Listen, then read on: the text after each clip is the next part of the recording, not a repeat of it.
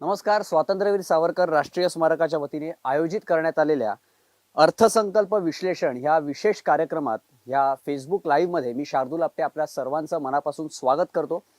आपल्या सगळ्यांनाच माहिती आहे की काल 2021-2022 या आर्थिक वर्षासाठी आपलं बजेट अर्थमंत्री निर्मला सीतारामन यांनी लोकसभेमध्ये सादर केलं.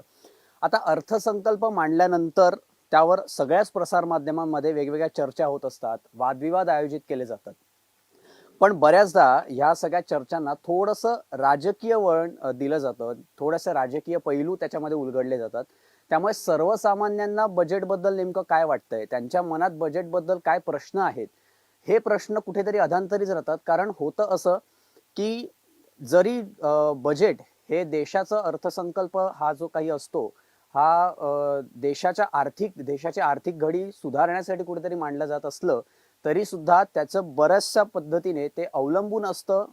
कुटुंबासाठी ते फार महत्वाचं असतं. प्रत्येक घराच्या प्रश्न जे काही असतात त्यासाठी ते फार महत्वाचं असतं. कारण रोजगारासाठी नेमक्या काय योजना असतात त्या अर्थसंकल्पामध्ये मांडल्या जातात, किंवा कुठल्या वस्तू स्वस्त झाल्या, करप्रणाली कशी आहे, असे अनेक प्रश्न हे सर्वसामान्यांना पडलेले असतात. आणि त्यामुळे ह्या अर्थसंकल्पाकडून बऱ्याचशा अपेक्षा ह्या सर्वसामान्यांच्या असतात. त्यांना उत्तर कुठेतरी या प्रसारमाध्यमांवरील चर्चांवरून मिळत नाही.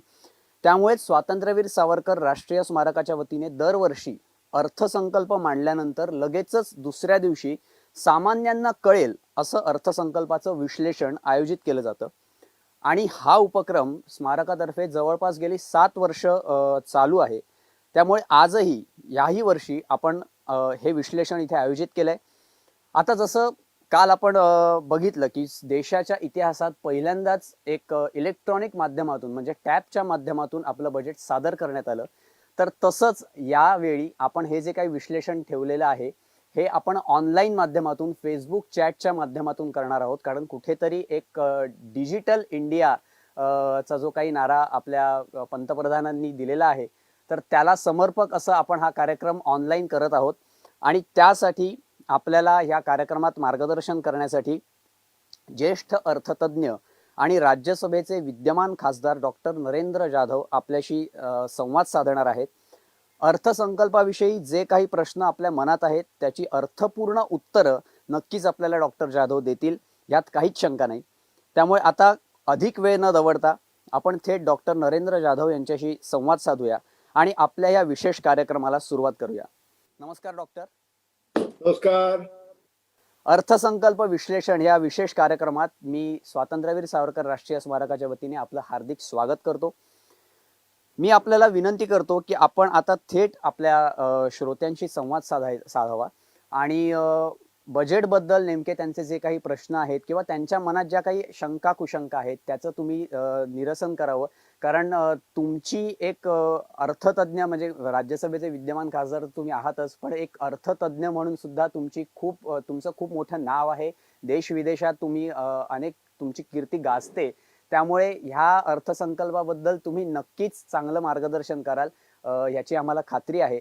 आणि मी आपल्या सर्व फेसबुक चॅटच्या माध्यमातून जोडल्या गेलेल्या सर्व श्रोत्यांना ही विनंती करतो की जर तुमचे काही प्रश्न असतील तर ते तुम्ही चॅटबॉक्समध्ये विचारावेत, जेणेकरून आपण या कार्यक्रमाच्या शेवटी आपण त्यातले काही मोजके प्रश्न सरांना इथे विचारणार आहोत आणि त्याबद्दल सर आपल्याला नक्कीच मार्गदर्शन करतील.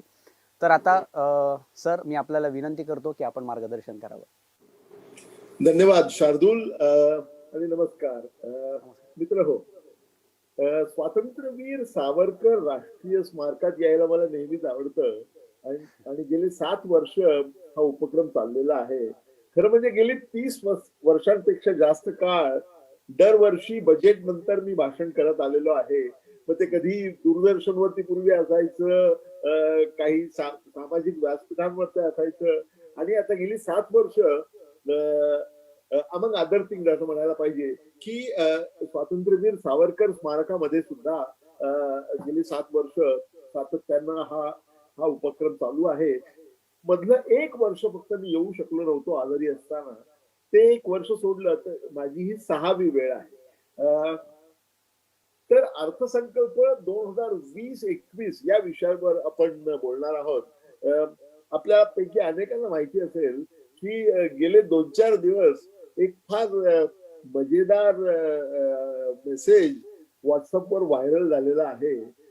तो असं म्हणतो, तर म्हणजे असं म्हणतो की भारतामध्ये अर्थतज्ञांची संख्या किती? तर 31 जानेवारी 2021 रोजी ही संख्या होती 842. 1 फेब्रुवारी 2021 ला म्हणजे काल ती संख्या होती 8,42,000 आणि आज 2 फेब्रुवारीला ती संख्या परत 842 वरती आलेली आहे.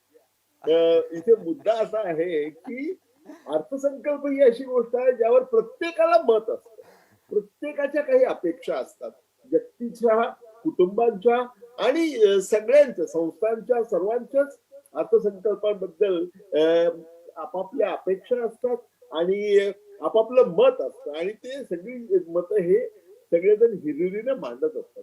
आपल्याला ग्रुप फोटो दाखवल्यानंतर आपण पहिल्यांदा काय पाहतो? त्या ग्रुप फोटोमध्ये आपण कसं दिसतो ते पहिल्यांदा पाहतो. त्यामुळे अर्थसंकल्प आला की अर्थसंकल्पामध्ये आपल्यासाठी काय आहे हे आपल्याला पहिल्यांदा पाहायचं असतं. ते बरोबरच आहे, वास्तविक आहे आणि नैसर्गिक आहे. मात्र अर्थसंकल्पाचा अर्थ एवढा सीमित ठेवून चालणार नाही. अर्थसंकल्प म्हणजे त्या त्या वेळेचा सरकारी जमा आणि खर्चाचा ताळेबंद असतो आणि त्याचप्रमाणे त्यानंतरच्या वर्षामध्ये येऊ घातलेल्या आर्थिक वर्षामध्ये अर्थकारणाची दिशा कशी असणार आहे त्याबद्दल त्यामध्ये दिग्दर्शन केलेलं असतं. त्यामुळे अर्थसंकल्प हा आपली अर्थव्यवस्था पुढच्या वित्तीय वर्षामध्ये कोणत्या दिशेने घेऊन जाणार आहे याचं दिग्दर्शन करणारा जो एक जे डॉक्युमेंट असतं ते म्हणजे अर्थसंकल्प. त्यामुळे अर्थसंकल्पाकडे केवळ ती आकडेवारी म्हणून पाहता कामा नये. कित्येक वेळा काय होतं की आपण ज्यावेळी अर्थसंकल्पाबद्दल ऐकतो बातम्यांमध्ये त्यावेळी असे आकडे फेकलेले असतात. ते आकडे निरर्थक असतात, कोणाच्याही लक्षात राहत नाहीत, अगदी ते आकडे सांगणाऱ्या व्यक्तीच्या लक्षात राहत नाहीत. काही कळीचे जे आकडे असतात त्यावर लक्ष केंद्रित करून मी तुम्हाला या अर्थसंकल्पाचा अन्वयार्थ समजावून सांगण्याचा प्रयत्न करणार आहे.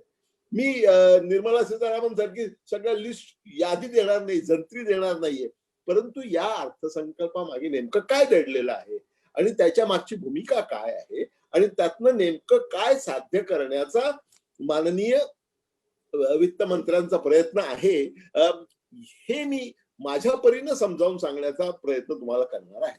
त्यामुळे अन्वयार्थ समजून घेणं हे सगळ्यात महत्वाचं आहे. योजना ज्या मांडलेल्या आहेत त्या कुठेही तुम्हाला मिळतील की वर्तमानपत्रात आहेत, मासिकांमध्ये आहेत आणि सगळ्या ठिकाणी तुम्हाला इंटरनेटवरती जाऊन सगळी यादी मिळू शकेल. त्याचा अर्थ काय आहे ते समजावून सांगणं महत्वाचं आहे आणि त्यासाठी तुम्हाला अर्थतज्ञाची गरज आहे. प्रत्येक अर्थसंकल्पाला त्या त्या वर्षीच्या आर्थिक स्थितीगतीचा संदर्भ असतो. त्यामुळे कुठलाही अर्थसंकल्प हा व्हॅक्युम मध्ये, पोकळीमध्ये पाहायचा नसतो, तर त्या त्या वर्षीची जी आर्थिक परिस्थिती आहे त्या आर्थिक परिस्थितीच्या परिप्रेक्ष्यामध्ये अर्थसंकल्प नेहमी मांडलेला असतो. त्यामुळे अर्थसंकल्पाला जे त्यावेळच्या तत्कालीन आर्थिक स्थितीचं परिमाण असतं ते आपण पहिल्यांदा समजून घेतलं पाहिजे. तरच आपल्याला वित्तमंत्री आपल्याला कुठल्या दिशेने नेत आहेत त्याच्याबद्दल माहिती मिळू शकेल, त्याच्याबद्दल जाणीव निर्माण होऊ शकेल. परंतु पुढे जाण्यापूर्वी दोन संकल्पना मुद्दाम मला समजावून सांगायच्या वाटतात, कारण त्यामध्ये भल्या भल्यांचा याच्यामध्ये खूप गोंधळ होतो. पहिली गोष्ट म्हणजे बजेट एस्टिमेट, रिवाइज्ड एस्टिमेट आणि फायनल अकाउंट. प्रत्येक वर्षी, आता या वर्षी निर्मला सीतारामन यांनी काल जो अर्थसंकल्प मांडला त्याच्यामध्ये पुढच्या वर्षीची बजेटची आकडेवारी म्हणजे वित्तीय वर्ष 21-22 ची बजेटची आकडेवारी, बजेट एस्टिमेट्स त्यामध्ये आले. त्याचप्रमाणे 20-21 म्हणजे सरत्या वर्षामध्ये, सरत्या वित्तीय वर्षामध्ये जी म्हणजे पूर्वी जे बजेट मांडलं होतं, 1 वर्षापूर्वी जे बजेट मांडलं होतं त्यावेळेचे बजेट एस्टिमेट आता रिवाइज झालेले रिवाइज एस्टिमेट्स काय आहेत या वर्षीचे त्याचं दिग्दर्शन असतं आणि त्याच्या आधीच्या वर्षामध्ये गेल्या वर्षाचे आकडे फायनल केलेले असतात. त्यामुळे ते फायनल अकाउंट्स ज्याला म्हणतात. त्यामुळे प्रत्येक वर्षी अर्थसंकल्पामध्ये 3 प्रकारची आकडेवारी देण्यात येते. एक तर पुढच्या वित्तीय वर्षामधल्या जमा खर्चाचा ताळेबंद, प्रस्तावित जमा खर्चाचा ताळेबंद, या वर्षीचं रिवाइज्ड एस्टिमेट म्हणजे मागच्या वर्षीच्या बजेटमध्ये जी आकडेवारी दिली होती ती रिवाइज झाल्यानंतर काय परिस्थिती आहे त्याचा ताळेबंद, आणि त्याच्या आधीच्या वर्षाचा फायनल अकाउंट्स, या 3 गोष्टी त्यामध्ये असतात. आणखी एक मुद्दाम स्पष्ट करतो, नॉमिनल जीडीपी आणि रिअल जीडीपी याच्यामध्ये भल्यांचा गोंधळ होतो. म्हणजे मला अतिशय आश्चर्य वाटतं, खूप शिकलेल्या लोकांचा सुद्धा याच्यामध्ये गोंधळ होतो. तर जीडीपी म्हणजे काय? जीडीपी म्हणजे राष्ट्राचं एका विशिष्ट वर्षामध्ये झालेलं पूर्ण उत्पादन, त्याचं जे मूल्य असेल ते म्हणजे जीडीपी.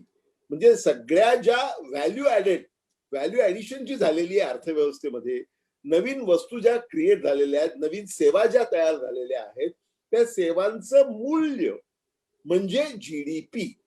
आता हे जीडीपी कम्पेअर करताना ग्रॉस डोमेस्टिक प्रॉडक्ट ज्याला म्हणतात, किंवा राष्ट्रीय उत्पन्न तुम्ही म्हणा, त्यात थोडा तांत्रिक फरक आहे, पण त्यामध्ये आपण जायचं काय कारण नाही. राष्ट्रीय उत्पन्न म्हणा तुम्ही. राष्ट्रीय उत्पन्न 2 प्रकारे मोजता येईल. एक तर काय की सगळ्या वस्तू आणि सेवा यांची एका विशिष्ट वर्षी केलेलं मूल्यांकन आणि त्याचं या वर्षी केलेलं मूल्यांकन. म्हणजे आता पहा की 2020-21 जीडीपी म्हणजे काय, तर ज्या वस्तू आणि सेवा तयार झाल्या त्या प्रचलित बाजारभावानं जर त्याचं मूल्यांकन केलं तर जो आकडा मिळतो ते म्हणजे नॉमिनल जीडीपी. म्हणजे नॉमिनल जीडीपी म्हणजे वस्तू आणि त्यांची प्रचलित बाजारभावाने किंमत याच्यातून केलेलं मूल्यमापन. परंतु तुम्ही ज्यावेळी 2 वर्षांचं कम्पेअर करा, या वर्षीचा जीडीपी जर मागच्या वर्षीच्या जीडीपीशी कम्पेअर केला तर तुम्हाला मागच्या वर्षीचा जीडीपी आहे, वस्तू आणि सेवा हे त्यावेळच्या किमतीमध्ये परावर्तित केलेल्या असतील. या वर्षीचा जीडीपी असेल तो वस्तू आणि सेवा या वर्षीच्या किमतींमध्ये वापरून मूल्यमापन केलेलं असेल. त्यामुळे गेल्या वर्षाशी तुलना करता जर तुम्ही नॉमिनल जीडीपीची तुलना केली तर काय होईल की वस्तू किती वस्तू तयार झाल्यात, किती सेवा तयार झाल्यात, याचबरोबर किमतींमध्ये किती फरक पडला आहे याचाही परिणाम त्याच्यामध्ये दिसणार आहे. त्यामुळे नॉमिनल जीडीपी हे प्रातिनिधिक नाही, रिअल जीडीपी प्रातिनिधिक आहे. म्हणजे काय, तर वस्तू आणि सेवा यांचं उदाहरणार्थ मागच्या वर्षीच्या किमतीप्रमाणे मागच्या वर्षीचं करायचं आणि त्याच किमतीमध्ये या वर्षीच्या वस्तू आणि सेवा यांचं मूल्यमापन करायचं. That will be called real GDP. म्हणजे किमतींमध्ये पडलेल्या फरकांमुळे मूल्यमापन बदलणार नाही. मूल्यमापन जे बदलेल ते अतिरिक्त वस्तू आणि सेवा ज्या निर्माण केलेल्या आहेत त्यामुळे बदलेल. That is real GDP. त्यामुळे जीडीपी बद्दल बोलताना नेहमी रिअल जीडीपी लक्षात घ्यायचा ऍट कॉन्स्टंट प्राइसेस, एवढं लक्षात ठेवा. नॉमिनल जीडीपीने तुम्ही बहकण्याची शक्यता असते. नॉमिनल जीडीपीची आकडेवारी ही भाववाढ जास्त झाली तर नॉमिनल जीडीपी आपोआपच वाढेल, वस्तू वाढल्या नाहीत तरी. त्या उलट रिअल जीडीपी वाढणार नाही, कारण तो कॉन्स्टंट प्राइसेसला आहे. त्यामुळे हा संदर्भ तुम्ही कायम लक्षात ठेवला पाहिजे. कित्येक लोकांनी मेसेज जे पाठवलेले आहेत ते विश्लेषण करताना इतकं चुकीचं विश्लेषण केलेलं आहे.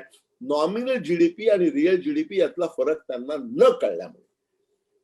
आता हे स्पष्ट झाल्यानंतर आता आपण 2021च्या अर्थसंकल्पाकडे येऊया. 2020-21च्या अर्थसंकल्पाला अर्थातच जो संदर्भ आहे तो कोविड-19चा. म्हणजे हे सांगायला आपल्याला कुठल्याही अर्थतज्ञाची गरज नाही. तर कोविड-19 मुळे आपल्या देशाची झालेली दशा, आर्थिक दशा आणि आता अर्थसंकल्पातून मिळणारी दिशा याबद्दल आपण आता विवेचन करणार आहोत. तुम्हाला माहिती आहे की ज्यावेळी मार्च मध्ये मोठ्या प्रमाणावरती कोविड-19ने आपल्या अर्थव्यवस्थेला दणका दिला, जगातल्या सगळ्याच अर्थव्यवस्थांना दणका दिला, आपल्याला काही अपवाद केलं असं अशातला भाग नाही. त्यामुळे जो दणका मिळाला त्यानंतर आपण 25 मार्चच्या सुमारास म्हणजे गेल्या वित्तीय वर्षाच्या जवळजवळ अखेरीस आपण लॉकडाऊन केलं. त्यावेळी आपल्या सरकार पुढे दोन म्हणजे पेच जो होता तो असा होता, I like to put it as live versus livelihood. म्हणजे काय की समजा त्यांनी लॉकडाऊन केलाच नसता, सरकारने लॉकडाऊन केलाच नसता आणि आहे तसं चालू ठेवलं असतं, काही बंधनं आणली नसती, तर काय झालं असतं? तर आपल्याला कल्पना करता येऊ शकते, लाखोंच्या संख्येने मृत्यू झाले असते. त्या उलट दुसरा पर्याय जो होता तो पूर्ण लॉकडाऊनचा होता. पूर्ण लॉकडाऊन जर केलं आपण तर आपली अर्थव्यवस्था पुढे सरकूच शकली नसती, उत्पादनच झालं नसतं. त्यामुळे त्यामुळे जीव जरूर वाचले असते, परंतु उत्पादनाला मोठ्या प्रमाणात खीळ बसली असते. त्यामुळे राज्यकर्त्यांना आणि कुठल्याही राज्यकर्त्याला, तो कुठल्याही पक्षाच्या राज्यकर्त्याला तो प्रश्न पडला असता की लाईव्ह ऑर लाईव्हलीहूड. जर तुम्ही लाईव्ह वाचवायला गेला तर रोजगार जाणार होते, रोजगार वाचवायला गेला तर ज्या व्यक्तींना रोजगारासाठी तुम्ही प्रयत्नशील आहात त्या व्यक्तीच अस्तित्वात उरल्या नसत्या. त्यामुळे या दोन्हीचा सुवर्ण मध्य गाठणं आवश्यक होतं आणि ते सरकारने अतिशय उत्तम प्रकारे गाठलेलं आहे. हे आता आकडेवारीवरून स्पष्ट होत आहे. अमेरिकेच्या तुलनेमध्ये किंवा इतर कुठल्याही देशाच्या तुलनेमध्ये आपल्याकडे तुलनेनं मृत्यू कमी झालेले आहेत आणि म्हणजे ही निश्चितपणे समाधानाची बाब आहे. उलट असं म्हणत होते की भारत हा इतके कमी पैसे खर्च करतो आपण पब्लिक हेल्थवर की इथे अगदी वाट लागणार आहे आणि खूप मोठ्या प्रमाणावर दुर्दशा होणार आहे असं म्हटलं जात होतं. तसं झालं नाही. वाताहत जरूर झाली, परंतु अमेरिकेसारख्या देशाच्या मानाने आपल्याकडे खूपच कमी मृत्यू झालेले आहेत आणि ही निश्चितपणे आपल्या दृष्टीने समाधानाची बाब आहे आणि आपण जे पॉलिसी चॉईसेस केले त्याचा तो परिणाम आहे. 25 मार्चच्या सुमारास आपण भारतामध्ये लॉकडाऊन, संपूर्ण लॉकडाऊन करण्यात आला आणि नंतर मग तो हळूहळू तो रिलॅक्स करण्यात आला. सगळ्यात पहिल्यांदा लॉकडाऊन केल्यानंतर 3 दिवसामध्ये पहिलं इमर्जन्सी पॅकेज आलं, तुम्हाला आठवत असेल. आणि त्यानंतर मे महिन्यामध्ये छोटी छोटी 5 पॅकेजेस आली. म्हणजे 2 पॉइंट, म्हणजे पहिलं जे इमर्जन्सी पॅकेज आलं त्याच्यामध्ये काय होतं तर त्याच्यामध्ये काही खूप मोठ्या लोकसंख्येसाठी मोफत अन्नधान्य, त्याचप्रमाणे महात्मा गांधी नरेगाची जी रोजगाराची योजना आहे त्याच्यामध्ये तो वेज रेट वाढवला आणि शेतकऱ्यांना आगाऊ पेमेंट करण्यात आली, त्यांची पेमेंट जी ड्यू होती ती, आणि एक ग्रॅशिया पेमेंट काही दुर्बल घटकांमधल्या व्यक्तींना करण्यात आले. ते इमर्जन्सी पॅकेज होतं. ते इमर्जन्सी पॅकेज मध्ये आपण फार एक मोठी गोष्ट विसरलो, ते म्हणजे मायग्रंट लेबर. आपल्याकडे स्थलांतरित झालेले मजूर यांची संख्या 8 कोटी आहे. त्यामुळे हे पॅकेज जाहीर झाल्यानंतर तुम्हाला आठवत असेल तांडेच्या तांडे गावाकडे निघाले होते आणि कुठून कुठून लोक चालत आपल्या गावाकडे निघाले होते आणि ते चित्र सगळं विषण्ण करणारे चित्र होतं की आपलं सामान सुमान गोळा करून बायको आणि मुलांसह अनेक कुटुंब जातात. केरळहून काही लोकांनी पाटण्याला चालत जायचा प्रयत्न केला. म्हणजे किती अचाट प्रकार तो होता, तुम्ही कल्पना करा. त्यावेळी आपण मायग्रंट लेबरला विसरलो, ही खूप मोठी चूक झाली होती, परंतु ती नंतर सुधारण्यात आली. मे महिन्यामध्ये 2.1, 2.2, 2.3, 2.4 आणि 2.5 असे 5 पॅकेजेस करण्यात आले. या सगळ्यांना 2.0 असं आपण म्हणूया. म्हणजे इमर्जन्सी पॅकेज होतं ते 1.0, दुसरं पॅकेज होते 5 छोटे छोटे पॅकेजेस, ते होते 2.0. आणि त्यानंतर नोव्हेंबर मध्ये तिसरं पॅकेज आणण्यात आलं. तिसरं पॅकेज जे होतं ते नोव्हेंबर 2020 मध्ये आणण्यात आलं आणि त्या पॅकेज मध्ये त्याची तुम्ही पाहिली तर पॅकेज 1 आणि पॅकेज 2 मध्ये मिळून 21 लाख कोटी रुपयाची योजना मांडण्यात आली. म्हणजे आपल्या राष्ट्रीय उत्पन्नाच्या जवळजवळ 10%. अमेरिकेने सुद्धा त्यांच्या राष्ट्रीय उत्पन्नाच्या 10%ची योजना केली होती. मात्र इथे आपण एक कृपा करून लक्षात घ्या की आपल्याकडे जे 21 लाख कोटी रुपयाचं पॅकेज देण्यात आलं ते सगळे 21 लाख कोटी रुपये लोकांच्या हातामध्ये देण्यात आले नाही. त्यातला बराचसा भाग गॅरंटीचा होता, बराचसा भाग लिक्विडिटीचा होता आणि 21 लाख कोटींपैकी 13 लाख कोटी हे सरकारने दिले आणि 8 लाख कोटी तर रिझर्व्ह बँकेच्या वतीनं आले. ते पैसे आले म्हणजे ते पैसे आपल्या हातात देण्यात आले नाहीत, परंतु तुमचे जे हप्ते होते ते वाढवायला तुम्हाला मोकळीक देण्यात आली. मासिक हप्ते कर्जावरचे आणि अशा प्रकारे लिक्विडिटीला सपोर्ट द्यायचा प्रयत्न करण्यात आला. त्यानंतर नोव्हेंबरला जे पॅकेज आलं ते पॅकेज होतं 2.65 लाख करोड, 2,65,000 कोटी रुपयांचं पॅकेज होतं. ते नोव्हेंबरला आलं आणि त्यापैकी या वित्तीय वर्षामध्ये खर्च करण्याचं पॅकेज होतं ते 1,20,000 कोटी रुपयांचं पॅकेज होतं. याची सगळ्यांची टोटल माननीय वित्तमंत्र्यांनी सादर केली की आपल्या राष्ट्रीय उत्पन्नाच्या 13% आपण या पॅकेज आपण दिलं.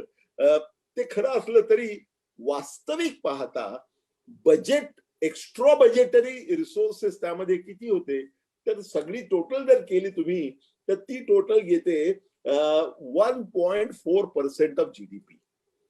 आपल्या जीडीपीच्या 13% जरी असं पॅकेज जरी असलं तरी एक्स्ट्रा बजेटरी, बजेटच्या बाहेर जाऊन जे एक्स्ट्रा देण्यात आलं that was only 1.4% of GDP, which is 1.44% of GDP. पहिल्या दोन पॅकेजेस, तिसऱ्या पॅकेजतून ते थोडं जास्त होईल. परंतु ही जी आत्मनिर्भर भारत पॅकेजेस ज्याला म्हणण्यात आलं, या पॅकेजेसने अतिशय मोलाची कामगिरी केली.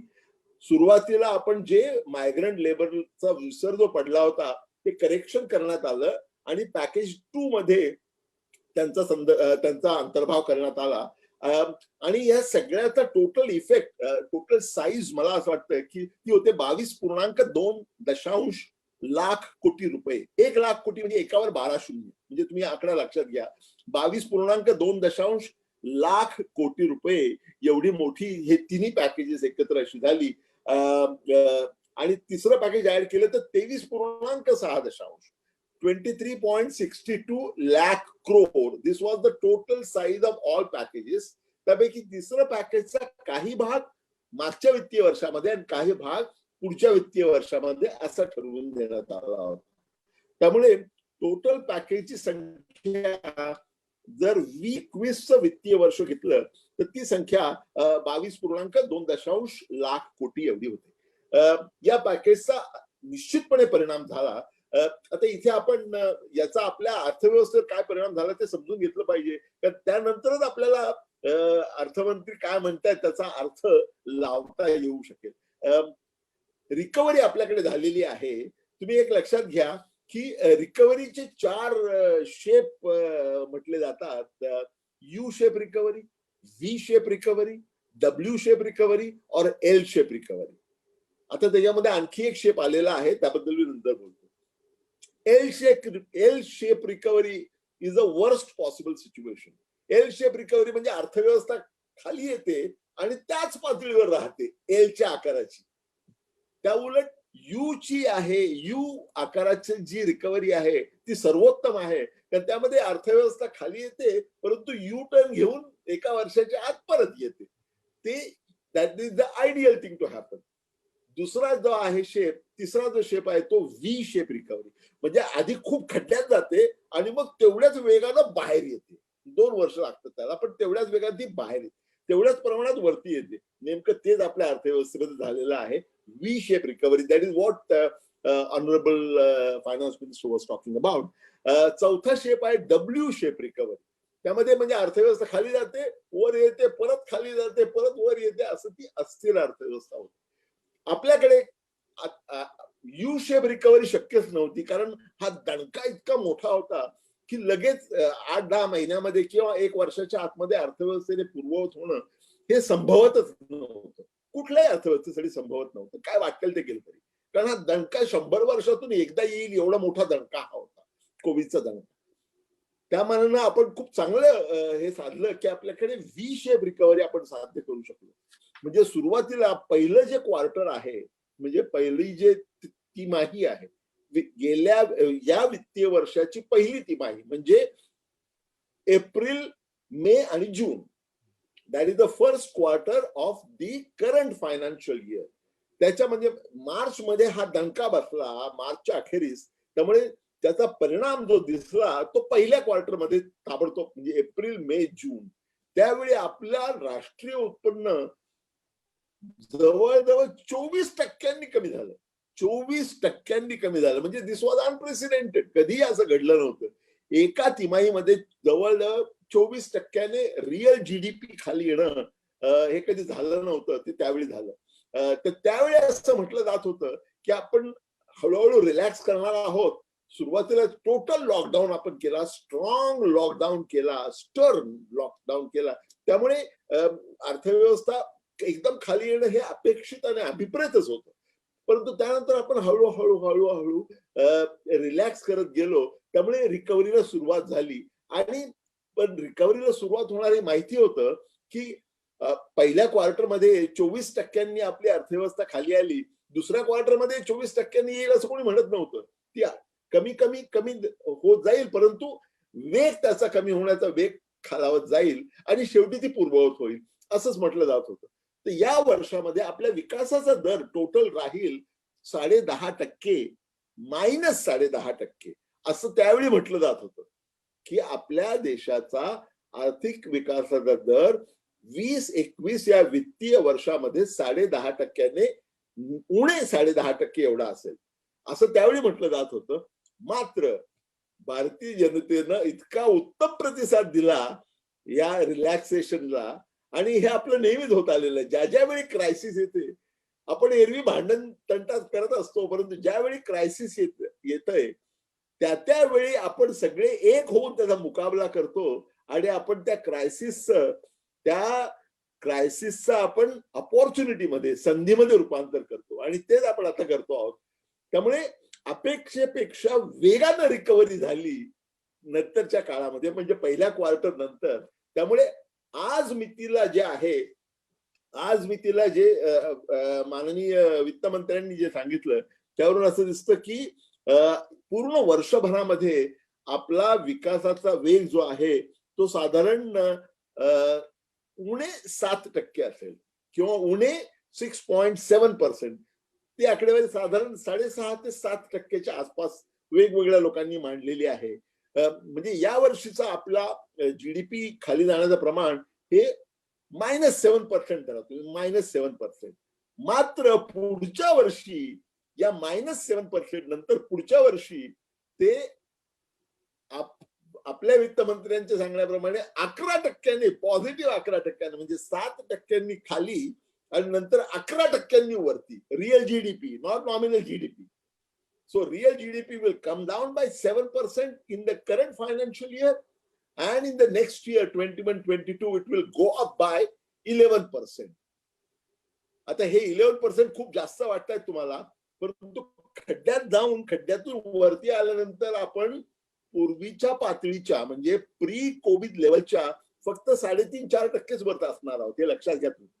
म्हणजे 7% खचल्यानंतर 11% वर येऊन सुद्धा आपण प्री कोविड लेवलच्या मानानं फक्त 3 ते 4%, म्हणजे स्टॉक मार्केट तर वेळ झालेलं आहे की 11% ग्रोथ ऐकून. परंतु वस्तुस्थिती अशी आहे की कोविड लेवलच्या, प्री कोविड लेवलच्या पेक्षा आपण 3.5 ते 4% वरती असणार आहोत. काही लोकांनी, वर्ल्ड बँकेने म्हटलेलं आहे की भारताचा विकासाचा दर 11.5% असेल. वित्तमंत्री तर 11% म्हणतात. वर्ल्ड IMF म्हणते 11.5%, आणि काही खासगी संस्था तर म्हणतात 13.5% त्यामुळे आपला आर्थिक विकासाचा दर वेगानं सुधारतो आहे, आणि यासाठी अनुकूल वातावरण करणं हे कुठल्याही वित्तमंत्र्याचं कर्तव्य होतं, आणि नेमकं तेच निर्मला सीतारामन यांनी साध्य करण्याचा या बजेटमध्ये प्रयत्न केलेला आहे.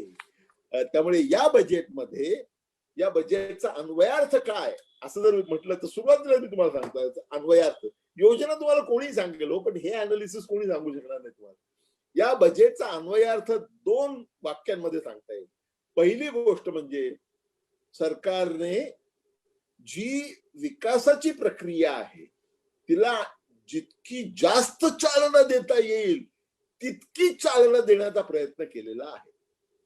त्यामुळे विकासाच्या प्रक्रियेला दणदणीत चालना देण्याचा प्रयत्न करणं हा एक उद्देश आहे या बजेटचा. आणि दुसरा अन्वयार्थ असा आहे कृपा करून लक्षात घ्या की दुसरा अन्वयार्थ असा आहे की वित्तीय तूट तिची ऐशी तैशी करून टाकलेली आहे. काय वाटेल ते हो, वित्तीय तूट वाढते तेवढी वाढू द्या, परंतु आम्ही विकासाच्या मागे जाणार, हा दुसरा अर्थ आहे. आता वित्तीय तूट पहा, तुम्हाला माहिती आहे का की आपल्याकडे असा कायदा आहे आणि जो कायदा तयार करताना मी रिझर्व्ह बँकेत असताना त्यामध्ये योगदान दिलं होतं. FRBM म्हणजे financial regulation and budget management act. हा तो ऍक्ट आहे. त्याप्रमाणे आपली लॉंग टर्म फिस्कल डेफिसिट किती असलं पाहिजे, उद्दिष्ट असलं पाहिजे आपल्या राष्ट्रीय उत्पन्नाच्या 3%, जीडीपीच्या 3%पेक्षा जास्त असता कामा नये असं उद्दिष्ट ठरवून दिलेलं आहे आणि प्रत्येक वित्त मंत्र्याला त्याकडे जायचा प्रयत्न करायचा असतो. आता मागच्या वर्षी उदाहरणार्थ आपलं जे उद्दिष्ट होतं ते 3.5% होतं. 3.5% उद्दिष्ट होतं या वर्षीसाठी आणि वास्तवात किती असणार आहे रिवाइज एस्टिमेट मध्ये 9.9%.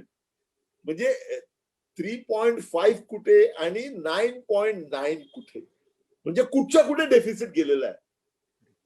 डेफिसिट का नाही एवढं वरती जाऊ द्यायचं, त्याचं कारण जे सांगितलं जातं ते असं आहे की जर डेफिसिट तुमचं फार जास्त हाताबाहेर गेलं तर त्याचा अर्थ असा होतो की तुमची मॅक्रो इकॉनॉमिक मॅनेजमेंट ही बरोबर नाही असा अर्थ होतो आणि त्यामुळे ज्या रेटिंग एजन्सीज आहेत त्या रेटिंग एजन्सीज तुमचं रेटिंग खाली करतील आणि तुमचं रेटिंग जर खाली केलं तर काय बिनसणार आहे, तर तुम्ही जे परकीय कर्ज उभारण्याचा प्रयत्न करा आंतरराष्ट्रीय बाजारपेठेतून, त्याला तुम्हाला जास्त व्याज दर द्यावा लागेल कारण त्याला रिस्क प्रीमियम होईल. तुमचं रेटिंग जर डाऊन झालं तर तुमचं रिस्क प्रीमियम वाढेल आणि तुम्हाला जास्त दरानं पैसे घ्यायचे असतील तर ते जास्त दराने घ्यावे लागतील. आता आपण ठरवलेलं आहे की काय वाटेल ते झालं तरी चालेल, विकासाच्या मागे लागायचं आणि वित्तीय तूट वाढू द्यायची. वाढते ना वाढू दे, 9.9% होते आहे ना होऊ देत, पुढच्या वर्षी आपण कमी करू, परंतु सध्या आपल्याला जे महत्वाची गोष्ट जी करायची आहे ती अर्थव्यवस्थेच्या विकासाला चालना द्यायची आणि तो प्रयत्न वित्तमंत्री निर्मला सीतारामन यांनी केलेला आहे. आणि बजेटचा आपलं जे रिवाइज एस्टिमेट आहे या वर्षीचं ते आहे 9.5%, 3.5 च्या ऐवजी 9.5%. आणि पुढच्या वर्षी त्यांनी as a budgeted estimate, revised estimate for 2021 is 9.5%, revised from 3.5%. आणि पुढच्या वर्षी budget estimate is going to be 6.8% of GDP. So it would still be much higher, but it would be lower than what is there this year of 9.5%. इथे महत्वाची गोष्ट लक्षात घ्या की इथे बजेटचं फिस्कल डेफिसिट जे असतं ते डेफिसिट तुम्हाला हाताबाहेर जाऊ देता कामा नये असा जनरली प्रघात आहे, तो सध्या आपण बाजूला ठेवलेला आहे आणि विकासाच्या मागे लागलेला आहे. आता यासाठी बजेटचं डेफिसिट, फिस्कल डेफिसिट हे डेफिसिट ठेवून चालत नाही, ते तुम्हाला भरपाई त्याची करावी लागते, भरून काढावं लागतं. तूट जी आहे तिचा भरणा करावाच लागतो. मग तो कसा करायचा, तर त्याला वेगवेगळे उपाय आहेत. तर या बजेटमध्ये एक तर गव्हर्नमेंटला रेव्हेन्यू मिळतो तो आहेच, एक्सपेंडिचर कमी करणं हाही आहे, परंतु गव्हर्नमेंटचं एक्सपेंडिचर, कॅपिटल एक्सपेंडिचर खूप वाढवलेलं आहे, विच इज व्हेरी गुड. पण रेव्हेन्यू एक्सपेंडिचर कमी करण्याचा प्रयत्न केलेला आहे. आणि सगळ्यात महत्वाचं म्हणजे रिझर्व्ह बँकेकडून 1,00,000 कोटी रुपये येऊ घातलेले आहे सरकारला फायनान्स करण्यासाठी. 1,00,000 कोटी रुपये रिझर्व्ह बँक आणि ज्या पब्लिक सेक्टर बँक्स आहेत त्यांच्याकडनं डिव्हिडंडच्या स्वरूपामध्ये 1,00,000 कोटीपेक्षा जास्त पैसे सरकारला त्यांच्याकडनं मिळणार आहेत. आणि दुसरं म्हणजे डिसइन्व्हेस्टमेंट किंवा प्रायव्हेटायझेशन.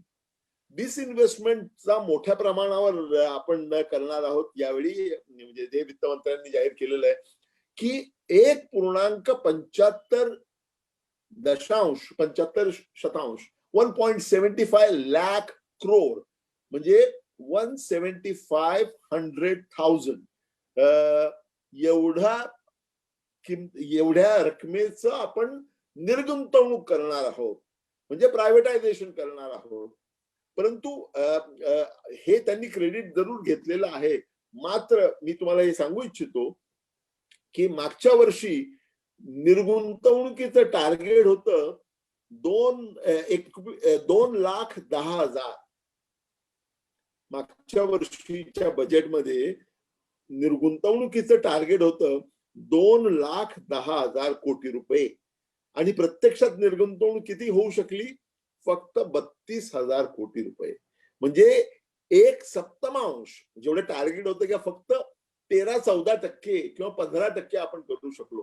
त्यामुळे हे टार्गेट जे आहे ते इंटेन्शन आहे. आता ते किती प्रमाणात साध्य होईल ते काळच ठरवणार आहे. परंतु इंटेन्शन मात्र चांगलं आहे की खूप मोठ्या प्रमाणावरती निर्गुंतवणुकीकरण करण्याचा प्रयत्न आहे.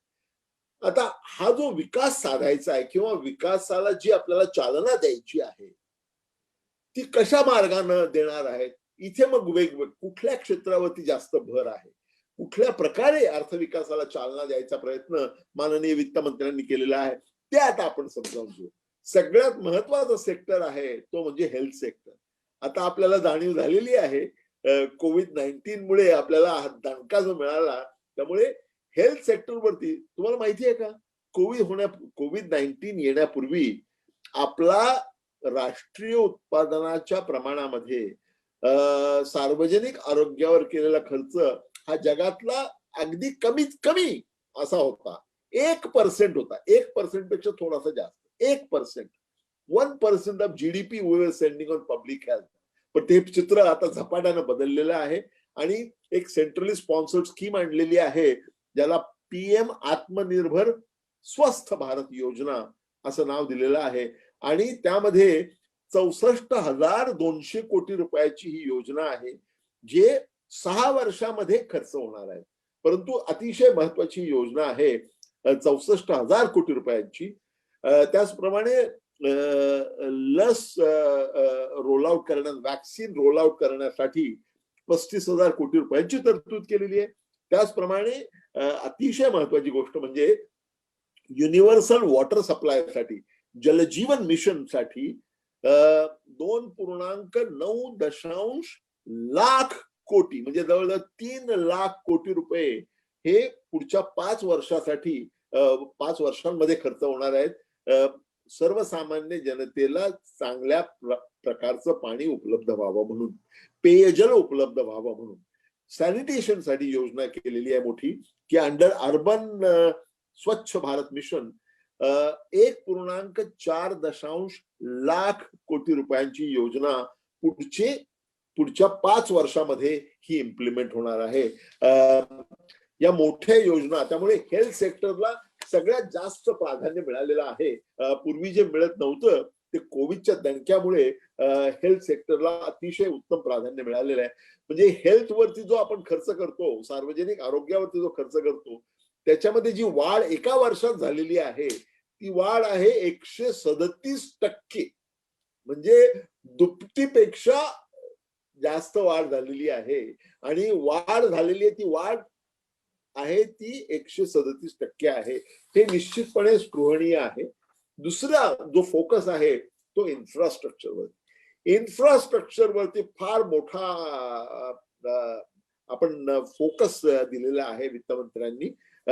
म्हणजे त्याच्यामध्ये जे नॅशनल इन्फ्रास्ट्रक्चर पाईपलाईन ज्याला म्हणतात, म्हणजे जे शृंखला जी आपण तयार केलेली आहे त्या शृंखलेमध्ये प्रोजेक्ट आपण आणखी ऍड करतो आहोत आणि गडकरी त्याचं अतिशय उत्तम प्रकारे त्याचं इम्प्लिमेंटेशन करतायत. तर त्या प्रोजेक्टची संख्या ही 7400 7,400 पर्यंत नेऊन पोहोचवलेली आहे. तुम्ही साधं रस्त्याचं घ्या, पूर्वी 2014-15च्या पूर्वी 2014-15ला ज्यावेळी सरकार आलं त्यावेळी दिवसाला 12 किलोमीटर रस्ते तयार होत होते. आज मितीला दिवसाला, म्हणजे कोविडच्या आधी दिवसाला तयार होणाऱ्या रस्त्यांची लांबी 12 किलोमीटर वरून वाढून 30 किलोमीटर पर्यंत गेलेली आहे आणि कोविडच्या वर्षामध्ये ती थोडीशी कमी झाली आणि आता या वर्षामध्ये पुन्हा वाढणार आहे. हे अतिशय महत्वाचं आहे. उदाहरण म्हणून सांगितलं. नंतर त्यांनी इन्फ्रास्ट्रक्चरमध्ये टेक्सटाईल साठी खूप मोठा त्याच्यावरती भरवसा ठेवलेला आहे आणि 7 टेक्सटाईल पार्क्स होऊ घातलेले आहेत पुढच्या 3 वर्षामध्ये मित्र नावाच्या एका स्कीमच्या खाली. नंतर रेल्वेची जी स्ट्रक्चर आहे, इन्फ्रास्ट्रक्चर आहे, हे तर फारच महत्वाचं आहे की 2050 साली आपली जी रिक्वायरमेंट असेल, 2050 साली आपली जी रिक्वायरमेंट असेल ट्रान्सपोर्टची, ती 2030 पर्यंतच पूर्ण करायची. म्हणजे आगाऊ प्लॅनिंग कसं चाललेलं आहे तुम्ही पहा की आपल्या रेल्वेची व्यवस्था जी आहे ती जगातली सगळ्यात मोठी व्यवस्था आता आहेच, परंतु त्यात आणखी खूप मोठ्या प्रमाणावर वाढ होणार आहे. आणि 2050 साली जी आपली गरज असेल, रिक्वायरमेंट असेल, ती गरज आपण 2030 पासून त्यासाठी तयार राहणार आहोत आणि त्या दृष्टीने ती उपाययोजना केलेली आहे. पोर्ट बद्दल म्हणाल तर पीपीपी मॉडेलमध्ये अनेक पोर्ट्स येणार आहेत. सायकलिंगची रिसायकलिंगची जी कॅपॅसिटी आहे आपली बोटींच्या रिसायकलिंगची, ती दुप्पट करण्याचा प्रयत्न आहे. युजवाला सारखी जी उत्तम योजना आहे त्यामध्ये 1 कोटी जास्त कुटुंबांना गॅस उपलब्ध होणार आहे. आणि विशेष म्हणजे इन्फ्रास्ट्रक्चरसाठी एक वेगळी विकासाची बँक म्हणजे डेव्हलपमेंट बँक तयार होणार आहे. डेव्हलपमेंट बँक आणि ऑर्डिनरी बँक याच्यात काय फरक असतो? ऑर्डिनरी बँकेमध्ये तुम्ही डिपॉझिट ठेवता, ती बँक इतरांना कर्ज देते. डिपॉझिट तुमचे वेगवेगळ्या मुदतीचे असतात.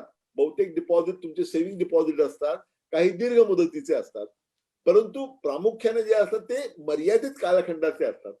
इन्फ्रास्ट्रक्चरला जे फंडिंग लागतं ते 1 वर्षासाठी लागत नाही किंवा 3 महिन्यासाठी लागत नाही किंवा 2 वर्षासाठी लागत नाही. इन्फ्रास्ट्रक्चरला फंडिंग लागतं ते 10 वर्षासाठी, 15 वर्षासाठी. परंतु बँकांकडे येणारे फंड असतात ते काय 15 वर्षाचं डिपॉझिट आपण ठेवत नाही, 5 वर्षाचं डिपॉझिट फार फार तर. बरोबर? त्यामुळे बँक जी असते ती त्यांची ऍसेट लायबिलिटी ही इन्फ्रास्ट्रक्चर बरोबर मॅच होत नाही. त्यासाठी विकासाची बँक लागते. म्हणजे ऍग्रिकल्चरला जशी नाबार्ड आपण तयार केलेली आहे, इंडस्ट्रीसाठी जशी आयडीबीआय पूर्वी तयार केली होती, एक्सपोर्ट इम्पोर्ट साठी एक्झिम बँक जशी आपण तयार केली होती, तशी आता इन्फ्रास्ट्रक्चरसाठी डेव्हलपमेंट बँकची निर्मिती होईल, ज्याच्यामध्ये मोठ्या प्रमाणावरती आणि दीर्घकालीन मुदतीची कर्ज दिली जातील. तर तिथे असं म्हटलं गेलेलं आहे की घोषणा अशी केलेली गेलेली आहे की 20,000 कोटी रुपयाचं बीज भांडवल घेऊन ही योजना पुढच्या 3 वर्षात चालू होणार आहे. आणि 3 वर्षामध्ये लेंडिंग टार्गेट जे असेल या विकास बँकेचं हे 5 लाख कोटी रुपयांचं असेल. 3 वर्षामध्ये हा टप्पा गाठायचा आहे. त्यामुळे या बजेटचं एक वेगळं वैशिष्ट्य असं की फक्त 1 वर्षापुरतं ते बोललेले आहेत. अनेक योजना या 5 वर्ष, 7 वर्ष, 3 वर्ष अशा दीर्घकालीन योजना याच्यामध्ये मांडलेल्या आहेत. नंतर नॅशनल मॉनिटायझेशन पाईपलाईन ते आपण बाजूला ठेवूया. अर्बन डेव्हलपमेंटमध्ये 42 अर्बन सेंटर्स मध्ये पोल्युशन, एअर पोल्युशन, प्रदूषण टॅकल करण्यासाठी विशेष उपाययोजना केलेली आहे. दिल्ली सारख्या ठिकाणी त्याची किती आवश्यकता आहे हे मी तुम्हाला ऐकून माहिती असेल, पण आम्ही अनुभवतो आहोत आणि फारच वाईट परिस्थिती आहे.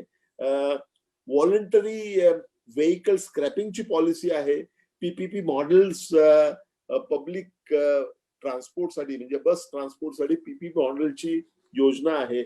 आणि सेकंड टिअरच्या ज्या सिटी आहेत नाशिक सारख्या, तिथे पण मेट्रो न्यायचा प्रयत्न आहे. नाशिकचं मुद्दाम मी सांगितलं कारण ते उदाहरण बजेटमध्ये दिलेलं आहे. नंतर इंडस्ट्रीमध्ये परफॉर्मन्स लिंक्ड इन्सेंटिव्ह स्कीम नावाची एक स्कीम तयार करून वेगवेगळ्या 13 क्षेत्रांमध्ये ग्लोबल चॅम्पियन्स तयार करायचे. आपल्याकडे ग्लोबल चॅम्पियन्सच नाहीयेत. जे चॅम्पियन्स आहेत ते ग्लोबल नाहीयेत, फार थोडेसे ग्लोबल आहेत.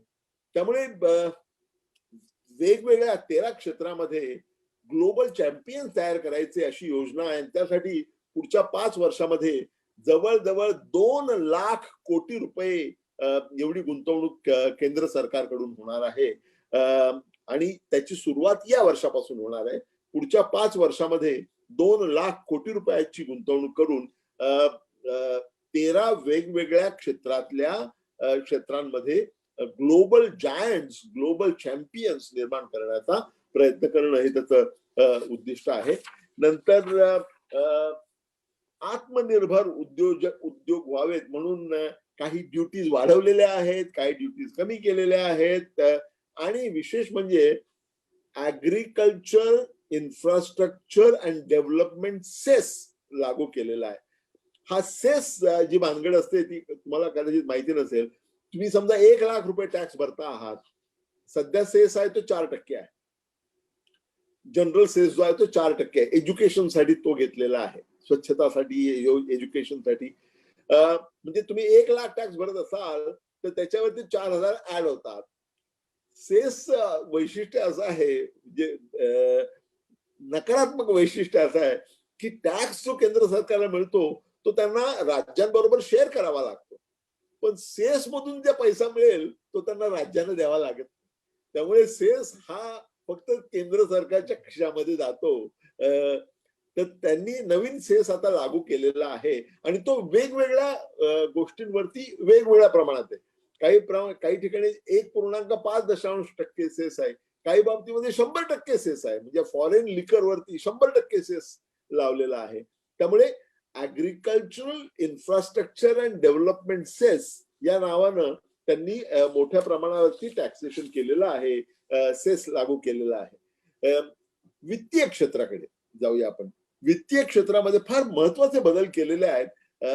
उदाहरणार्थ इन्शुरन्स सेक्टर जे आहे त्या इन्शुरन्स सेक्टरमध्ये परकीय गुंतवणुकीची जी मर्यादा होती ती 49% पर्यंत होती. म्हणजे कंट्रोल भारतीयाकडे राहील असंच होतं, तर ती वाढवून आता 74% नेलेली आहे. त्यामुळे मोठ्या प्रमाणावरती परकीय एजन्सी येऊन इन्शुरन्स एजन्सी चालवतील आणि त्यामध्ये त्यांचा वाटा हा 74% इतका मोठा कंट्रोलिंग इंटरेस्ट त्यांच्याकडे असू शकतो. आणि ही अतिशय महत्वाची योजना केलेली आहे. दुसरी ज्याचा उल्लेख रिझर्व्ह बँकेचे गव्हर्नर नेहमी बॅड बँक म्हणून करतात, की बँकांमध्ये जे एनपीएस तयार झालेले आहेत ते एनपीए ताब्यात घेऊन त्यांचं रिस्ट्रक्चरिंग करण्यासाठी वेगळी एजन्सी अनाऊन्स करण्यात आलेली आहे. एक ऍसेट रिकन्स्ट्रक्शन कंपनी आणि एक asset management company. Both of them are essentially so called bad banks. They will take over जे स्ट्रेस्ड ऍसेट्स आहेत. ते बँकांचे ऍसेट हे आपल्या ताब्यात घेतील, त्यामुळे बँकांचे बॅलन्स शीट क्लीन होतील. आणि मग त्याचं काय करायचं म्हणजे गव्हर्नमेंटच्या मदतीनं हे होणार आहे. नंतर बँकेच्या विशेषतः एक्सक्लुझिव्हली पब्लिक सेक्टर बँकांच्या रिकॅपिटलायझेशनसाठी 20,000 कोटी रुपयांची तरतूद करण्यात आलेली आहे. आणि कॉर्पोरेट बॉन्ड मार्केटसाठी परमनंट इन्स्टिट्यूशनल स्ट्रक्चर तयार करण्यात यायची घोषणा केलेली आहे. आणि फिनटेक हब गुजरातमध्ये गांधीनगर जवळ गिफ्ट नावाची एक मोठी मॉडर्न सिटी तयार होते आहे. तुमच्यापैकी काही जणांनी ऐकलं असेल, एक वेगळं शांघाय तिथे तयार होत आहे. गिफ्ट म्हणजे Gujarat international finance techno city. तिथे फिनटेक्स म्हणजे फायनान्शियल टेक्नॉलॉजी फर्म्स ज्या असतात त्याच्यासाठी एक हब तयार करण्याचा प्रस्ताव इथे मांडण्यात आलेला आहे. आणि विशेष म्हणजे निर्गुंतवणुकीकरणामध्ये त्यांनी 2 बँकांचं म्हणजे LIC मध्ये 10% निर्गुंतवणुकीकरण होणार आहे LIC मध्ये. त्याचप्रमाणे 2 बँकांचं खाजगीकरण, 2 सरकारी बँकांचं खाजगीकरण होणार आहे अशी घोषणा करण्यात आलेली आहे. नेमक्या कोणत्या 2 बँका आहेत ते आपल्याला कळलेलं नाही, पण 2 बँकांपैकी एक IDBI बँक असण्याची शक्यता आहे, परंतु त्याबद्दल स्पष्टपणे निर्देश केलेला नाही. म्हणजे 2 बँकांचं खाजगीकरण, LICचं 10% शेअर्स हे बाजारात विकायला काढतील. त्यातून मोठ्या प्रमाणावरती पैसा सरकारला उपलब्ध होऊ शकतो. डिसइन्व्हेस्टमेंटचा हा एक प्रकार आहे, पार्ट डिसइन्व्हेस्टमेंट. नंतर ह्युमन कॅपिटलसाठी, एज्युकेशनसाठी खर्च जो आहे तो वाढवण्यात आलेला आहे. आणि नॅशनल एज्युकेशन पॉलिसीमध्ये ज्याचा उल्लेख आहे ते नॅशनल हायर एज्युकेशन कमिशन हे तयार करण्यात येईल असं स्पष्ट करण्यात आलेलं आहे. नॅशनल रिसर्च फाउंडेशनसाठी पुढच्या 5 वर्षामध्ये 50,000 कोटी रुपये, कारण आपल्याकडे रिसर्चला द्यावं तितकं महत्व दिलं गेलेलं नाही, R&D ला. आणि म्हणूनच आता या कोविड-19च्या एक्सपिरियन्स नंतर रिसर्चचं महत्व आपल्याला आता ते अधोरेखित झालेलं आहे, आपल्या शिरलेलं आहे सिस्टम मध्ये. त्यामुळे नॅशनल रिसर्च फाउंडेशनच्या माध्यमातून पुढच्या 5 वर्षामध्ये 50,000 कोटी रुपये खर्च करण्यात येणार आहेत.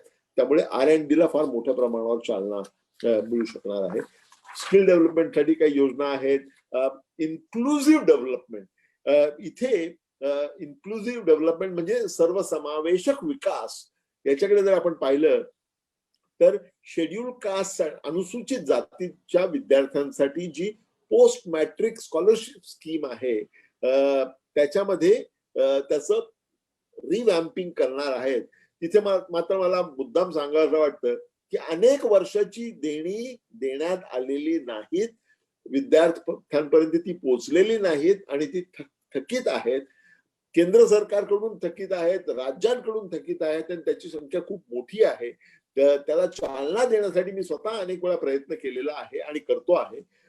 ते जर केलं असतं तर जास्त चांगलं झालं असतं. नुसते स्कीम रिवॅम्प करून चालणार नाही, परंतु जे थकीत पैसे आहेत त्याचं वितरण करणं ही काळाची गरज आहे आणि त्या दृष्टीनं प्रयत्न होत आहेत आणि त्यातून ते कार्यसिद्धी नक्कीच प्राप्त होईल पुढच्या 2 वर्षामध्ये. नंतर एकलव्य शाळा ज्या आहेत त्या ट्रायबल एरियामध्ये असतात, त्यापैकी 750 नवीन एकलव्य शाळा तयार करण्यात येणार आहेत आणि 100 नवीन सैनिक स्कूल तयार करण्यात येणार आहेत. आणि विशेष म्हणजे हा आपण आता धडा घेतलेला आहे, जे मायग्रंट लेबरचे, स्थलांतरित मजुरांचे जे हाल झाले ते पाहून आपण मायग्रंट लेबरसाठी 1 नेशन 1 रेशन कार्ड ही पॉलिसी आता 32 राज्य आणि केंद्रशासित प्रदेश यामध्ये लागू करण्यात आलेली आहे. आणि हे फार महत्वाचं आहे, कारण स्थलांतरित कुटुंबांना त्यांचं रेशन कार्ड इकडे घेऊन येता येत नव्हतं, म्हणजे ते लागू पडत नव्हतं. त्यामुळे त्यांना रेशन घेण्यासाठी त्यांच्या गावात जावं लागत होतं. या अत्यंत मूर्खपणाची ऍडमिनिस्ट्रेटिव्ह अरेंजमेंट आपल्याकडे पूर्वी होती. आता एखादा मजूर स्थलांतरित असेल, तो बिहार मधून आला असेल आणि मुंबईला राहत असेल, तर त्याने रेशन आणायला काय बिहारमध्ये जायला पाहिजे का? तर त्याचं रेशन कार्ड इकडे चालत नव्हतं. तर ते आता 1 नेशन 1 रेशन कार्ड असं करून 32 राज्य आणि केंद्रशासित प्रदेश यामध्ये ते लागू करण्यात येणार आहे आणि ही अतिशय महत्वाची जमेची बाब आहे. As far as taxes R concern, तिथे खूप लोकांचा खूप विरोध झालेला आहे, कारण कोणालाही रिलीफ देण्यात आलेला नाही. त्याच्यातून एक फार मोठा गैरसमज आता झालेला आहे की वित्तमंत्र्यांनी सांगितलं की 75 वर्ष वयापेक्षा जास्त वयाच्या व्यक्तींना, ज्यांना पेन्शन आणि इंटरेस्ट हीच उत्पन्नाची साधनं असतील, त्यांना इन्कम टॅक्स रिटर्न भरावा लागणार नाही. त्यामुळे खूप लोकांना प्रचंड आनंद झाला. तो आनंद अनाठायी आहे. प्लीज लक्षात घ्या, या व्यक्तींना इन्कम टॅक्स रिटर्न भरावं लागणार नाही. याचा अर्थ इन्कम टॅक्स भरावा लागणार नाही असा नाही. त्यांचा इन्कम टॅक्स हा त्यांच्या बँकेच्या खात्यातून परस्पर वळता केला जाईल. त्यांना फक्त सीए कडे जाऊन याचं रिटर्न भरावं लागणार नाही, परंतु त्यांना टॅक्स पासून मुक्ती नाही. त्यामुळे ज्यांचं उत्पन्न हे पेन्शन आणि व्याज यावर जसं आधारित आहे आणि ज्यांचं वय 75 पेक्षा जास्त आहे, अशा लोकांना कुठल्याही प्रकारची सवलत मिळणार नाही किंवा कपात होणार नाही. मात्र त्यांना इन्कम टॅक्सचा रिटर्न भरण्याचा त्रास होणार नाही, तो परस्पर बँकेमधून कापला जाईल, अशी व्यवस्था करण्याचा प्रयत्न त्यांचा आहे. इनडायरेक्ट टॅक्सेस मध्ये काही बदल केलेले आहेत, पण त्यामध्ये तपशिलामध्ये शिरण्यात काही अर्थ नाही. परंतु खूप लोकांना अतिशय निराशाजनक वाटला या बाबतीमध्ये की टॅक्सेस मध्ये रिलीफ पाहिजे होता. मला सुद्धा वाटतं की टॅक्सेस मध्ये रिलीफ द्यायला हवा होता, कारण आज मी तिला परिस्थिती अशी आहे, कॉर्पोरेट सेक्टरमध्ये टॅक्स रेट हा 22 ते 25% आहे आणि स्मॉल स्केल इंडस्ट्रीला आणि इंडिव्हिज्युअलला, हाय इन्कम इंडिव्हिज्युअलला तो 40% जातो. हा कुठला न्याय आहे? म्हणजे मोठ्या उद्योजकांना तुम्ही 22 ते 25% टॅक्स भरायला लावणार, त्यातही त्यांना कन्सेशन देणार, त्यातही त्यांना माफी देणार आणि छोटे उद्योजक जे आहेत त्यांना मात्र 40% द्यावं लागेल. हे हे विपरीत आहे आणि हे वाईट आहे. यामध्ये बदल होण्याची गरज आहे आणि ते होईल अशी अपेक्षा होती, मात्र ते झालेलं नाही. मला तर असं आवर्जून सांगायचं वाटतं की हे खूप चांगले असलेल्या या बजेटमध्ये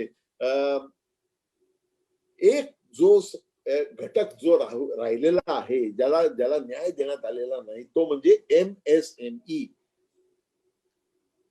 mini small and minor enterprises जे असतात, स्मॉल अँड मायनर एंटरप्राइजेस, त्यांच्यासाठी 20,000 कोटी रुपयांची तरतूद केलेली आहे, परंतु तिथे त्यांना वेगळ्या इन्सेंटिव्हची गरज होती.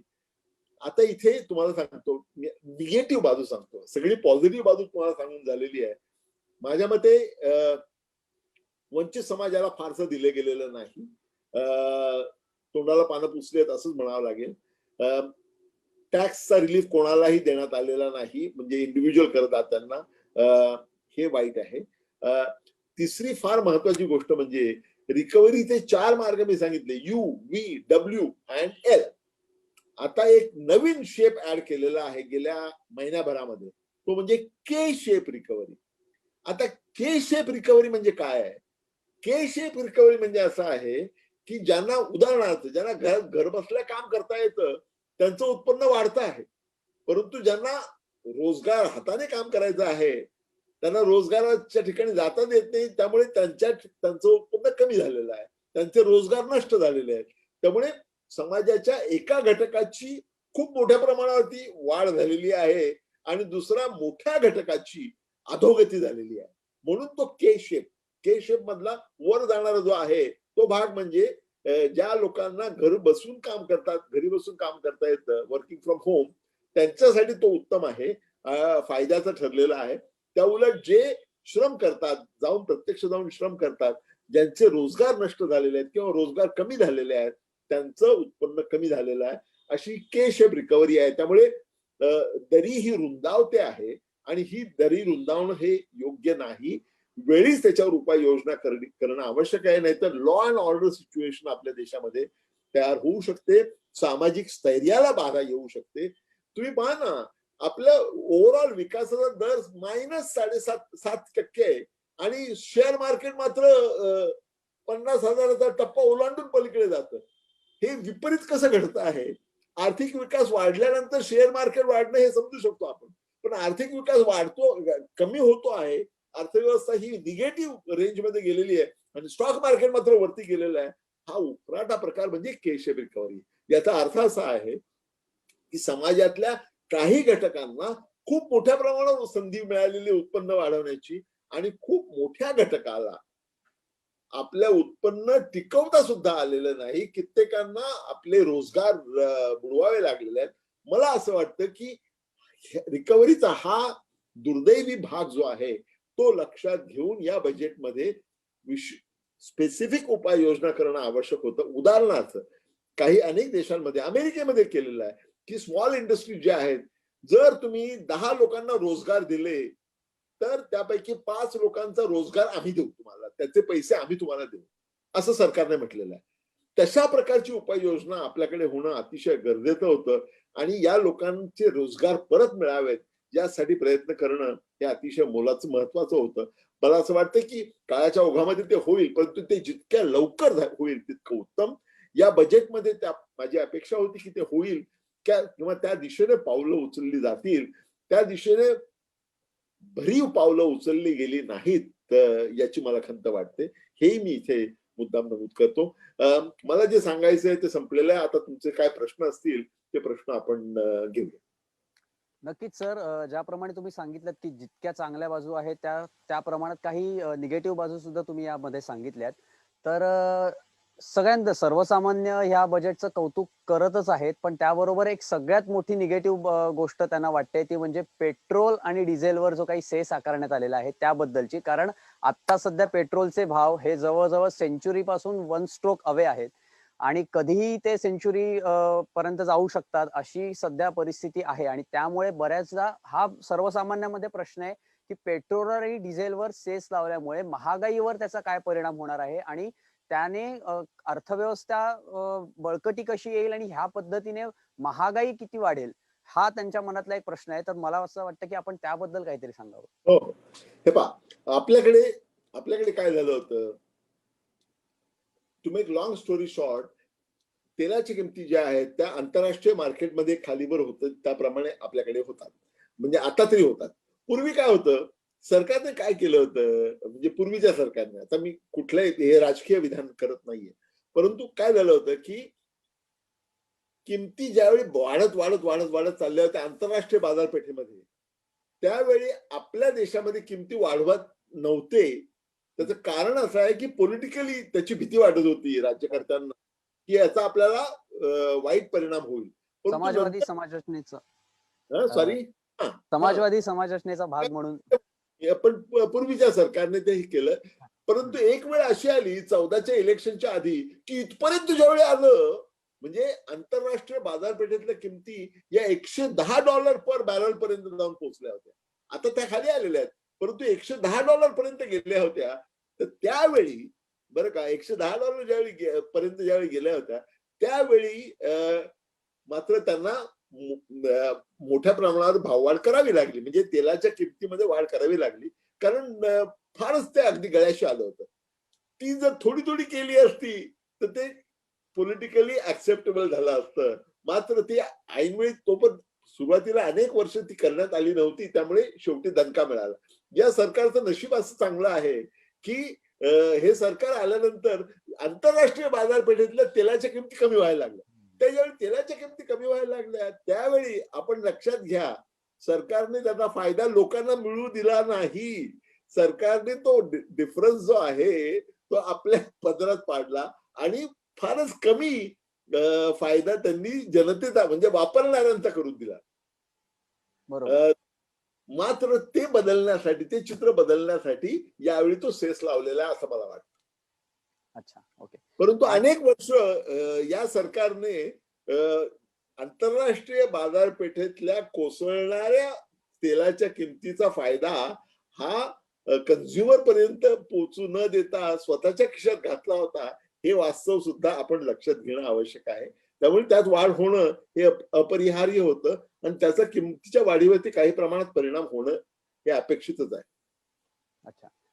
सर, अजून एक महत्वाचा मुद्दा असा आहे की 1991 साली जे एलपीजी मॉडेल आणलं गेलं, हो कारण त्यावेळी सुद्धा आपली अर्थव्यवस्था खूप मोठ्या क्रायसिस मधून जात होती. अनेक हो अडथळे आपल्या समोर उभे होते, आपल्या अर्थव्यवस्थेसमोर. त्यानंतर तत्कालीन अर्थमंत्री डॉक्टर मनमोहन सिंग यांनी एलपीजी मॉडेल आणल्यानंतर आपली अर्थव्यवस्था कुठेतरी खुली झाली आणि खुल्या अर्थव्यवस्थेचे जसे काही पॉझिटिव्ह गोष्टी होत्या तशाच काही निगेटिव्ह गोष्टी होत्या, त्यावेळी वाटल्या होत्या. पण आता 30 वर्षानंतर सुद्धा आपली अर्थव्यवस्था कुठेतरी या कोविडच्या क्रायसिस मधनं कुठेतरी आता एक उभारी घेण्याचा प्रयत्न करते. आणि आता जे 2021-22 आर्थिक वर्षासाठी जे अर्थसंकल्प मांडण्यात आलंय, तर त्याच्यामध्ये कुठेतरी आत्मनिर्भर भारत हे मॉडेल समोर ठेवून हे केलं गेलेलं आहे, जे 30 वर्षापूर्वी एलपीजी मॉडेल म्हणजे उदारीकरण, खाजगीकरण आणि जागतिकीकरण. तर आपलं जे अंतिम डेस्टिनेशन जे आहे ते कुठेतरी जागतिकीकरणापर्यंत पोहोचणं हे आपल्या अर्थव्यवस्थेला अगदी महत्वाचं आहे. तर त्यामुळे ह्या आत्मनिर्भर भारत ह्या मॉडेलचं ह्या जागतिकीकरणाच्या दृष्टिकोनातनं काय नेमकं उद्दिष्ट असू शकतं आणि अजून काही वर्षांनी तुम्ही आपल्या भारतीय अर्थव्यवस्थेला जागतिकीकरणाच्या जागतिक बाजारामध्ये कुठल्या ठिकाणी बघता, याबद्दल जरा एक सांगा. आणि आता जे काही आत्मनिर्भर भारत हे करण्यात आलेलं आहे, तर ह्याचा किती फायदा आपल्या अर्थव्यवस्थेला होणार आहे त्याबद्दल काहीतरी सांगा.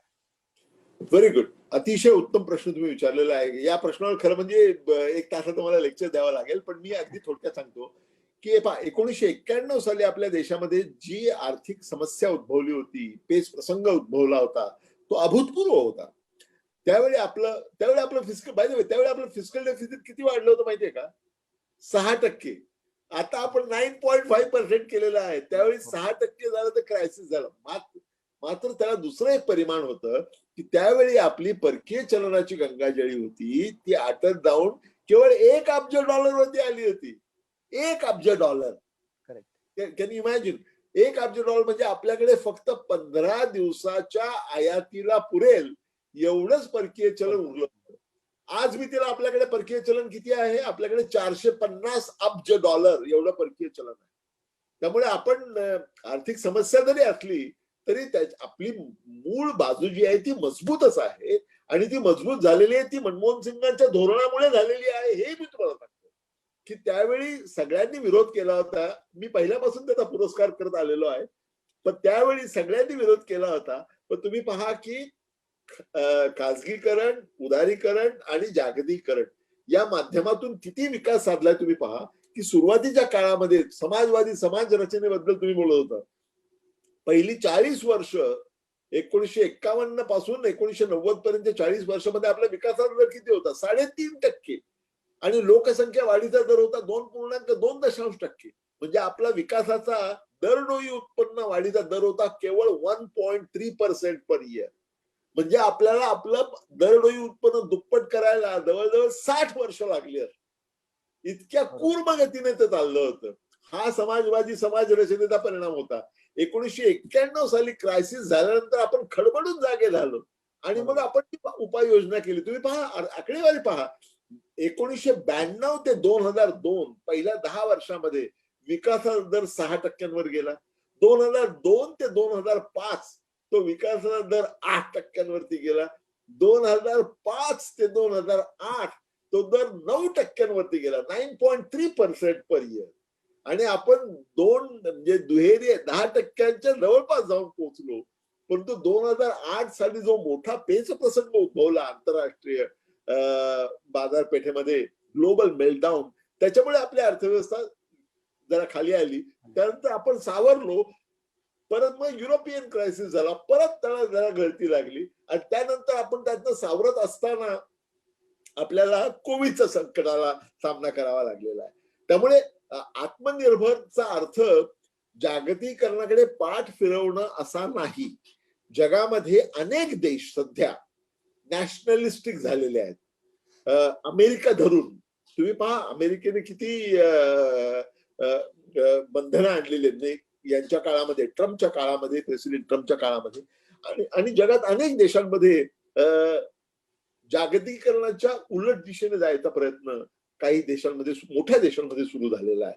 त्याला काही तात्कालिक कारण आहेत, काही राजकीय कारण आहेत, परंतु हे होत आहे ही वस्तुस्थिती आहे. याचा अर्थ आपण जागतिकीकरण एकदम सोडून दुसऱ्या टोकाला जातो आहोत का? नाही.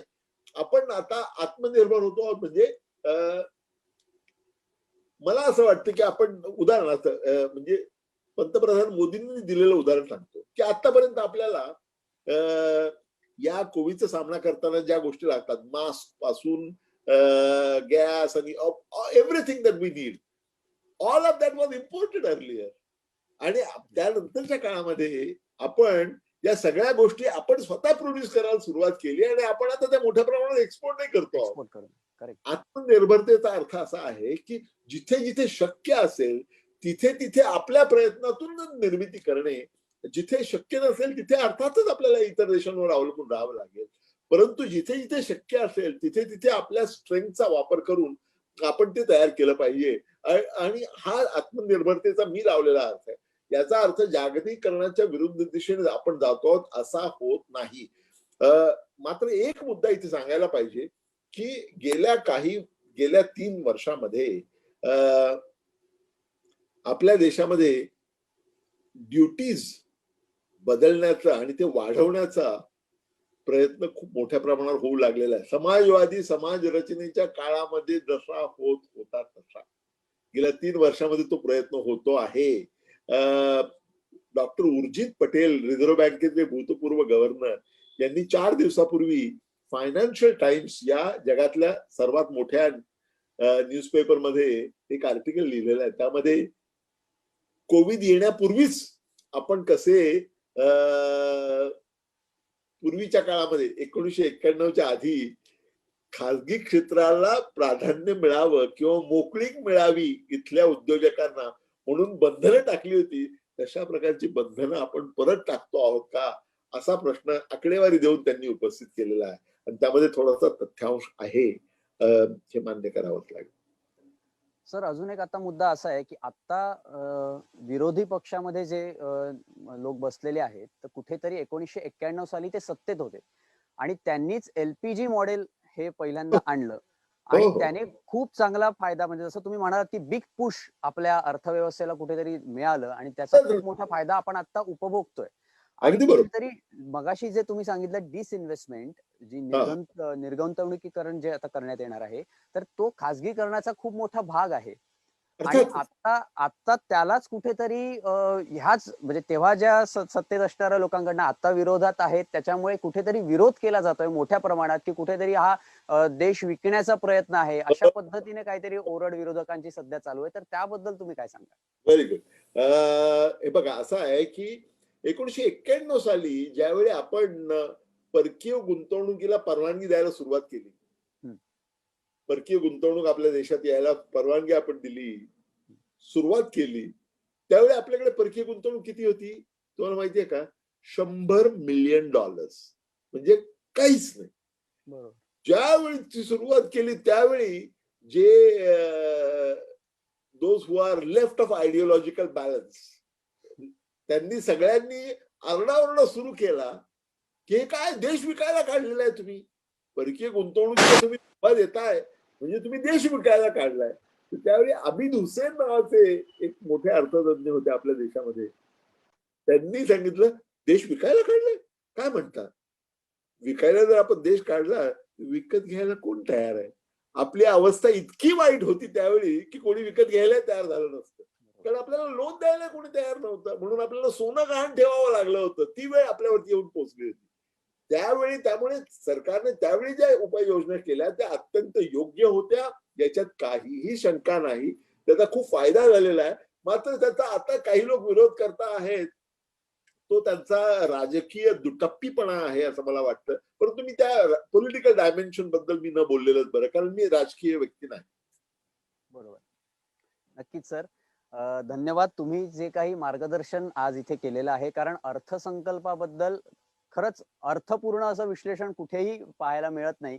तर ते जे स्वातंत्र्यवीर सावरकर राष्ट्रीय स्मारकाच्या वतीने आपण गेली 7 वर्ष करत आहोत आणि प्रत्येक वेळी तुम्ही तितक्या चांगल्या पद्धतीने अर्थसंकल्पाचं खूप सुंदर विश्लेषण करता आणि त्याने नक्कीच आपल्या जे काही हा कार्यक्रम आता बघणारे आहेत किंवा हा कार्यक्रम फेसबुकवर असणार आहे, तर नंतर जे कोणी हा कार्यक्रम बघतील तर त्यांना नक्कीच फायदा होणार आहे या गोष्टी समजून घेण्यासाठी. तर तुम्ही आज जो काही तुमचा व्यस्त शेड्यूल मधला एक वेळ आम्हाला जो काही दिला तासाभराचा, दीड तासाचा, त्याबद्दल तुमचे खरंच खरंच खूप मनपूर्वक आभार मानतो मी स्वातंत्र्यवीर सावरकर राष्ट्रीय स्मारकाच्या वतीने. आणि नक्कीच तुम्ही जे काही आज विश्लेषण केलेलं आहे त्याचा अर्थ सगळ्यांनी समजून घेतला असेल आणि पुढील ह्या वर्षभरामध्ये त्याचे काय काय परिणाम होतील आणि तुम्ही जे काही सांगितलेलं आहे त्याच्याबद्दलचा नक्कीच मला असं वाटतं की ते कुठेतरी बॅलन्स करण्याचा प्रयत्न करतील, ह्याचा अर्थ लावण्याचा प्रयत्न करतील प्रत्येक गोष्टीमध्ये. जे काही बदल आता यापुढे होतील या अर्थसंकल्पाच्या दृष्टिकोनातनं, तर नक्कीच तुमचा हा व्हिडिओ बघतच कुठेतरी ह्याला बॅलन्स करण्याचा प्रयत्न करतील. अरे हे सरांनी सांगितलं होतं त्याप्रमाणे होतंय. तर हे मला खरंच असं ह्याबद्दल खरंच तुमचं आभार की तुम्ही आज हा जो काही वेळ दिला त्याबद्दल खरंच खरंच खूप खूप धन्यवाद. धन्यवाद. नमस्कार.